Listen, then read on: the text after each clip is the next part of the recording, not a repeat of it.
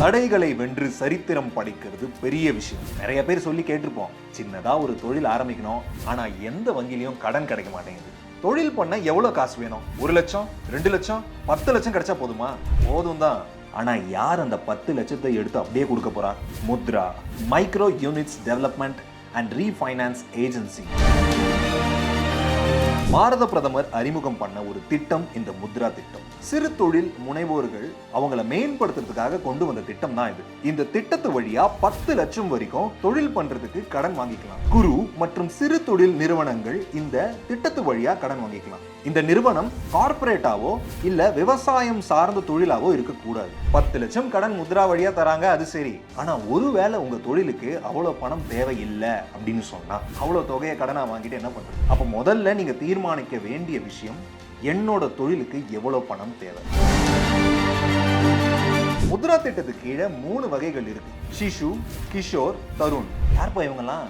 இதெல்லாம் திட்டத்தோட துணை திட்டங்கள்.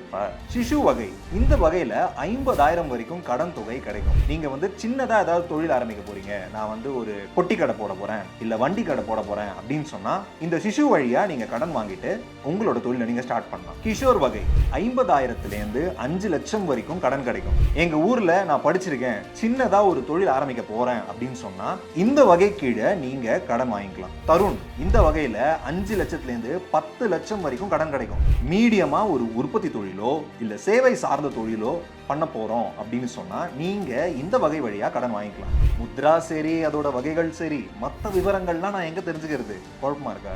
ஃப்ரீடம் ஆப் குழு இந்த முத்ரா திட்டத்தை பத்தி ஆராய்ச்சி செஞ்சு தெளிவா இந்த கோர்ஸ்ல புரிய வைக்கிறாங்க. இந்த கோர்ஸ்ல முத்ரா லோன் என்ன, அதோட அம்சங்கள், விவரங்கள், தகுதிகள், விண்ணப்ப விவரங்கள், வங்கிகள், வட்டி விவரங்கள், நன்மைகள் எல்லாம் அலசி ஆராய்ச்சி நமக்கு கொடுக்கப்பட்டிருக்கு. அப்ப நாங்க என்ன பண்ணோம்? நீங்க கோர்ஸை பார்த்தா மட்டும் போதும். கோர்ஸ் முடிவில் ஃப்ரீடம் ஆப் சார்பா உங்களுக்கு ஒரு சான்றிதழும் கிடைக்கும்.